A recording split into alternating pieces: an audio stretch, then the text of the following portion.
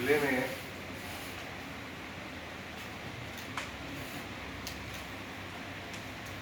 अपने जिले में कितना भुगतान हुआ है?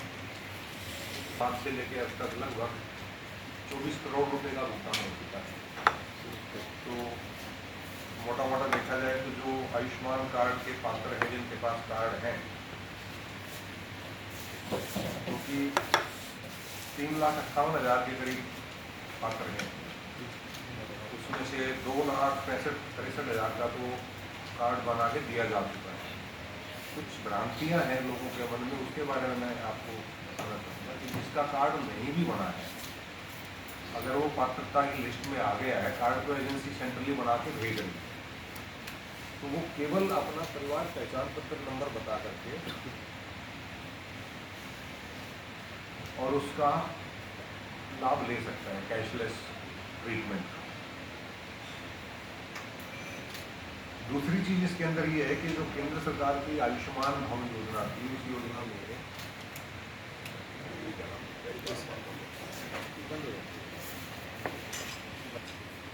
पात्रता के विषय में ये है कि जो केंद्र सरकार की योजना है, उसमें उन परिवारों को जिनकी वार्षिक आय 1,20,000 या उससे कम, उनको इसका लाभ दिया गया है। हरियाणा सरकार ने उससे एक कदम आगे जा चुकी है। हरियाणा सरकार ने उससे आगे जाते हुए इसका जो दायरा है उसको बढ़ा करके 1,80,000 तक कर दिया। उसके बाद एक और नई विशेष योजना जो चिरायु हरियाणा के नाम से माननीय मुख्यमंत्री जी ने लॉन्च की है, वो मैं जरूर चाहूँगा कि आप लोगों के माध्यम से आम जन को पता लगे। जिसकी परिवार पहचान पत्र में आय 3 लाख रुपए तक है, उनको एक विशेष योजना हरियाणा सरकार ने दी है, जिसके तहत वो 1,500 रुपये वार्षिक प्रीमियम का भुगतान करके आयुष्मान योजना का लाभ उठा सकते हैं। बाकी का प्रीमियम हरियाणा सरकार करेगी और उसमें वो भी परिवार के सभी सदस्य कुल मिलाकर के हर साल 5 लाख रुपए तक के फ्री ट्रीटमेंट के पात्र होते हैं। तो मेरे हिसाब से तो ये बहुत ही आइडियल योजना है कि केवल 1,500 रुपये खर्च करना, इतना का तो भारी बीमारी पे खर्च हो ही जाता है साल में। और उसमें अगर खांसी जुकाम की दवाई लेके आए साल भर में, तो वो रेट 1,500 ऊपर ही पड़ती है। तो मैं तो अनुरोध करूँगा कि आप सब लोग भी और जिन लोगों को आप जानते हैं उनको व्यक्तिगत रूप से भी प्रेरित करें इस चीज़ के लिए, और अपने जो संचार माध्यम है आपके प्रिंट एंड इलेक्ट्रॉनिक मीडिया, उसके माध्यम से लोगों को बताएं इस चीज़ के बारे में कि ये एक बहुत अच्छी योजना है जिसका लाभ उठाना चाहिए। अब देखिए धीरे धीरे शुरू में एक जो लोगों का विचार बना हुआ था कि भी कोई भी चीज़ है वो पूरी तरह से सरकार से ही मिल जाए, तो उस चीज़ की थोड़ी सी कदर कम होती है। जब आप खुद 1,500 रुपये देते हैं तो खुद लगता है कि हाँ मेरी कोई अपनी योजना थी। ये भी सरकार की एक मंशा है कि इसमें जो है ना, लोगों को अपनी गरिमा को भी ठेस ना लगे कि मैं सरकार से मुफ्त में ले रहा हूँ। और इसमें काफ़ी बड़ी सब्सिडी है जो सरकार दे रही है। आप देखेंगे फसल बीमा योजना शुरू की गई थी और शुरू में लोग बड़े रिलेक्टेंट थे कि हम तो फसल का बीमा क्यों कराएं, लेकिन जब बाद में पता लगने लगा कि जी अगर बीमा करा रखा है तो उसके 25-30 हज़ार रुपये मिल जाते हैं और सरकार से 12,000 रुपये मिलते हैं, तो उसके बाद से अब उन लोगों की संख्या बढ़ रही है। अब तो कुछ जगह ऐसे तो किसानों ने ये डिमांड की है कि फसल बीमा में फलानी फसल जो है कवर्ड नहीं है, ये भी कवर्ड होनी चाहिए। तो इसी प्रकार से इसमें विभिन्न अभियान जो है इस पखवाड़े में चलाए जाएंगे। इसमें मुख्य जो है आरोग्य कैंप होंगे, आयुष्मान कैंप लगाए जाएंगे, उनको आयुष्मान मेला का नाम दिया गया है। आयुष्मान मेले में बहुत से लोगों की, जितने भी लोग संभव हो पाएगा उनकी स्वास्थ्य जांच की जाएगी। जो पात्र हैं उनको उनके वो कार्ड दिए जाएंगे। बहुत बड़ी संख्या में इसमें प्राइवेट हॉस्पिटल्स भी इम्पैनल किए गए। ये इसलिए किया गया है कि जो तकनीकी जांच सुविधा प्राइवेट के पास है, या लोगों के अंदर जो थोड़ा ज़्यादा फेथ उनको लगता है कि प्राइवेट है तो ज़्यादा अच्छा काम करेगा, और इस योजना में काम भी हुआ है। देखिए निजता की शर्तें हैं, प्राइवेसी की जो कंडीशन है, उसकी वजह से हम पात्र का नाम तो नहीं बता सकते, लेकिन एक छोटे से बच्चे के दिल पे छेद डिटेक्ट हुआ, और वो भी किस कारण से हुआ कि सरकार ने एक योजना ये भी बनाई है कि जितने आयुष्मान कार्ड के पात्र हैं उनके सभी परिवार के सदस्यों की मुफ्त हेल्थ चेकअप कराया जाएगा, मेडिकल जांच कराई जाएगी। उसका उद्देश्य ये भी है कि अगर किसी व्यक्ति को कोई बीमारी ऐसी है जो अभी अर्ली स्टेज में है, जिसको अभी ठीक किया जा सकता है, तो उसके लिए बीमारी के गंभीर होने का वेट क्यों करें। उसके दोनों लाभ हैं, एक तो खर्च कम होगा, दूसरा उस व्यक्ति को, उसके परिवार को भी परेशानी कम होगी। जब बीमारी गंभीर हो जाती है, आपने देखा होगा एक व्यक्ति बीमार, एक उसके साथ अटेंडेंट जाना पड़ता है, घर के 2 आदमी छूट जाते हैं। फिर ट्रीटमेंट जिसका चल रहा है उसका तो चलो आयुष्मान कार्ड से हो जाएगा, लेकिन जिसका ट्रीटमेंट जो अटेंडेंट गया है उसका भी तो खर्च है, वहाँ जाके रहने का, खाना भी खाएगा, चाय भी पिएगा, बीच में दवाई लेने जाना है और कुछ जाना है, तो उसको तो समय लगता है। और उतने समय तक वो अपना जो व्यवसाय है, जो काम है, चाहे वो खेत में ही काम करता हो, वो नहीं कर पाता है। तो उस नज़रिए से बहुत बड़ी संख्या में, कितने संख्या में 1,28,000 की जाँच, हमने 1,28,000 लोगों की मेडिकल जांच करा दी है। ये कम्प्रीहेंसिव टेस्ट है, जिसकी नॉर्मल बाजार में अगर कोई व्यक्ति हॉस्पिटल में जाके जांच कराए तो 2-3 हज़ार रुपये से कम का खर्च नहीं आता, लेकिन उस एक जांच से ही बड़ी संख्या में एक बच्चे का, जैसे मैंने आपको बताया, पता लगा कि उसके हार्ट में छेद है, और उसको फिर लेके गए थे फरीदाबाद वाले में, हाँ, पलवल के हॉस्पिटल में उसका मेजर ऑपरेशन हुआ और वो बच्चा बिल्कुल ठीक है। एक का एम्स में हुआ है, एक का एम्स में हुआ है। और कैंसर के पेशेंट डिटेक्ट हुए 2-3 अर्ली स्टेज में, जिनका ट्रीटमेंट अब लगभग कंप्लीट होने को है। तो ये जो अप्रोच है प्रिवेंटिव मेडिकेशन की, ये अभी हालांकि सरकार का लक्ष्य जो है, इसके तुरंत बाद पहले तो आयुष्मान लाभार्थी जो है उनका परिवार को कवर करेंगे, उसके बाद बाकी की कंप्लीट पॉपुलेशन को भी टेस्ट कराया जाएगा, ताकि बीमारी अगर कोई है तो वो समय से पहले पकड़ में आ जाए और उसका इलाज किया जा सके। इसी प्रकार से इसी आयुष्मान की कड़ी में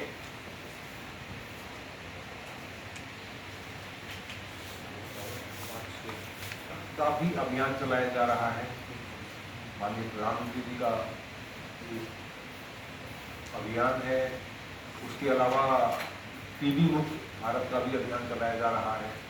तो ट्यूबरक्लोसिस के केस में भी बड़ी संख्या में जांच हुई है। आप लोगों के माध्यम से मैं ये भी अनुरोध करना चाहूँगा कि हमारे इलाके में आमतौर पे तम्बाकू का सेवन रोके के रूप में काफ़ी बड़ी मात्रा में होता है, तो वो तो चलो व्यक्तिगत आदत का विषय है, अगर उसको छोड़ा जा सके तो बहुत अच्छी बात है, लेकिन क्योंकि यहाँ की सामाजिक मान्यताओं में उनका काफ़ी प्रचलित है, तो इतना अनुरोध जरूर करूँगा कि जिस व्यक्ति को काफ़ी लंबे समय से लगातार खांसी की शिकायत है वो जाँच जरूर करा।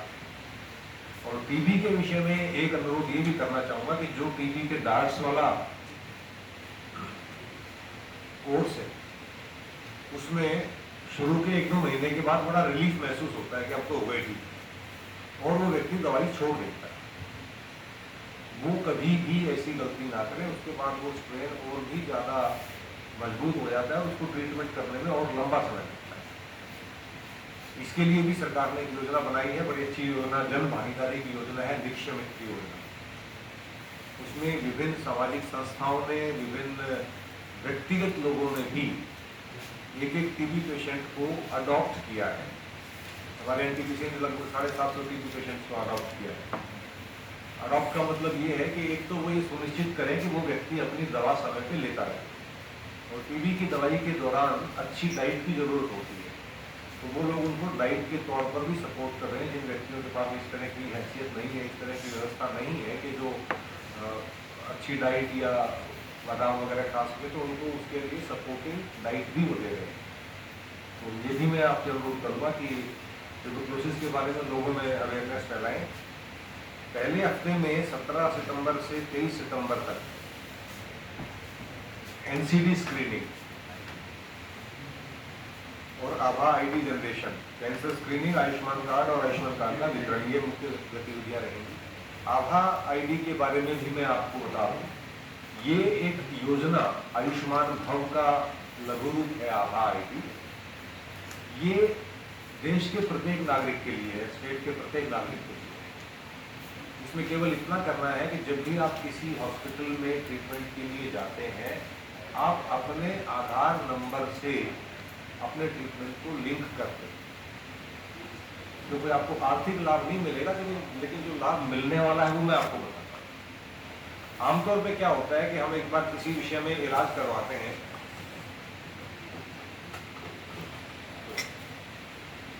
किसी बीमारी का इलाज करवाते हैं, कुछ दिन तो वो पर्ची हमारे पास रखी रहती है, उसके बाद वो स्लिप गुम हो जाती है। तो जाहिर तो उसकी बात है, कब तक उसको संभाल कर रखेंगे।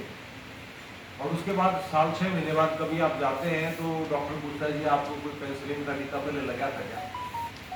नहीं याद नहीं। या इससे पहले किस चीज़ का इलाज हुआ था? नहीं याद नहीं।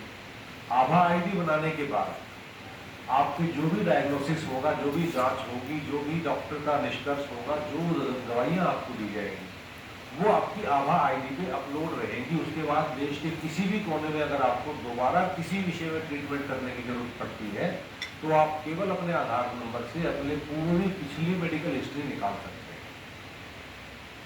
उसके लिए अतिरिक्त कागज आपको लेकर के घूमते फिरने की जरूरत नहीं है।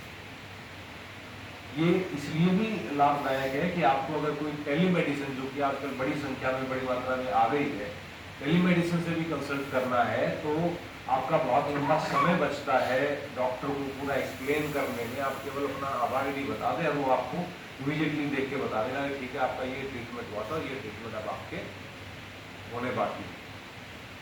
तो 17 सितंबर से जो हमारा कार्यक्रम शुरू होगा वो होगा आयुष्मान आपके द्वार। दूसरे सप्ताह में टीबी, लेप्रोसी और अन्य कम्युनिकेबल डिजीज के जांच की जाएगी। तीसरे सप्ताह में मैटरनिटी एंड चाइल्ड हेल्थ और न्यूट्रिशन, इस पे जोर दिया जाएगा। आपकी जानकारी के लिए बता दूं कि हमारे जिले में लगभग 27 बच्चे ऐसे थे जो सैम कैटेगरी में आते थे, सिवियरली माल नरिश्ड। उसमें से लगभग 23 बच्चों का ट्रीटमेंट हो चुका है, वो नॉर्मल हेल्थ में आ चुके हैं। और उसके लिए मैं जिले के काफ़ी अधिकारियों का आभारी हूँ कि हमने एक अधिकारी ने एक बच्चे को अडॉप्ट किया। उसमें भी सबसे बड़ी बाधा ये थी क्योंकि वो माल नरिश्ड जो है, अंडर नरिश्ड इसीलिए है कि वो गरीब घर से, उनके पास नहीं है अच्छा खाना। और उसी का दूसरा नुकसान ये था कि जो मेडिकल ट्रीटमेंट के लिए हॉस्पिटल ले जाना होता है, उस वक्त या तो व्यवस्था नहीं होती थी या माँ बाप कहीं न कहीं रोजगार के सिलसिले में गए होते थे। तो उन अधिकारियों ने स्वयं इंटरेस्ट लेकर के उनको टाइमली ट्रीटमेंट के लिए हॉस्पिटल पहुँचाया।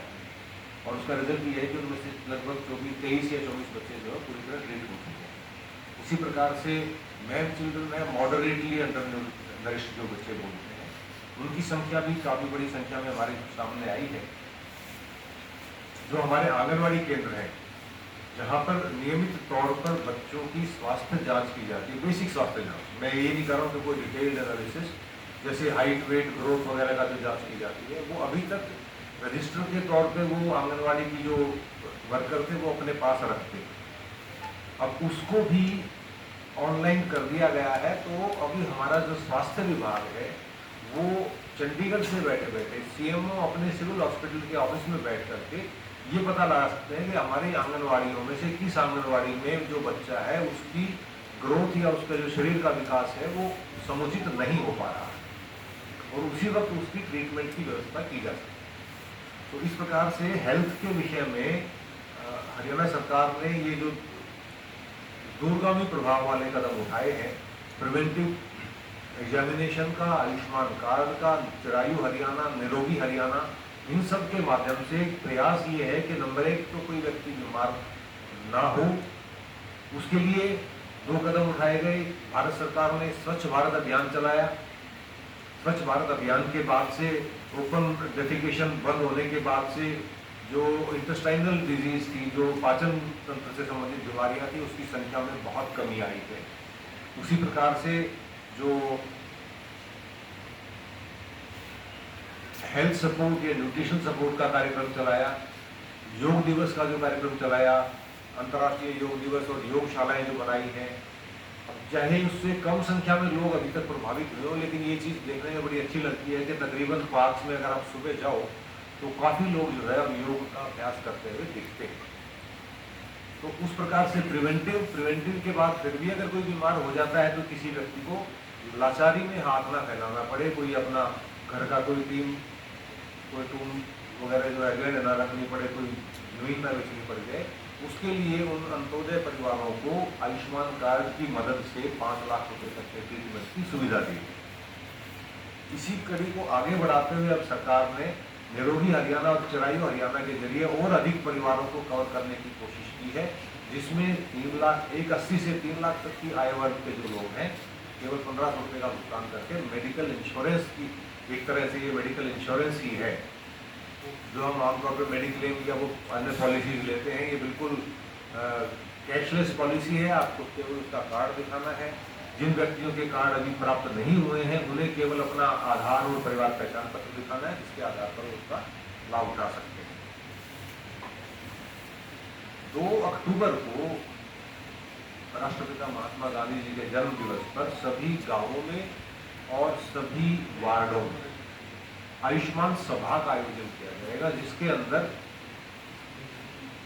मुख्य कोशिश ये रहेगी कि सरकार की विभिन्न स्वास्थ्य संबंधी जो योजनाएं हैं उनके बारे में लोगों को जानकारी दी जाए और ये सुनिश्चित किया जाए कि वो लोग ये समझ पाए कि इसका लाभ लिया कैसे जाएगा। अब बहुत बड़ी संख्या में ये चीज भी नजर में आई है, ध्यान में आया है लोग सरकार के कि योजना बन जाती है, योजना के बारे में हम अखबार में जितना विस्तार से छाप सकते हैं छाप देते हैं, लेकिन फिर भी बड़ी संख्या में लोग उस योजना के बारे में जानकारी हासिल करने से वंचित रह जाते हैं, या जानकारी हो जाए तो उसका लाभ लेना कैसे है उसके बारे में वंचित रह जाते हैं। इसलिए 2 अक्टूबर की सभाओं में अन्य विभिन्न स्थानों पर, इसमें डॉक्टर साहब ने IMA के जो अन्य डॉक्टर्स हैं उनको भी एसोसिएट किया है, जहाँ तक कोशिश होगी मेडिकल स्टाफ को भी हम भेजेंगे जो विस्तार से बता सके।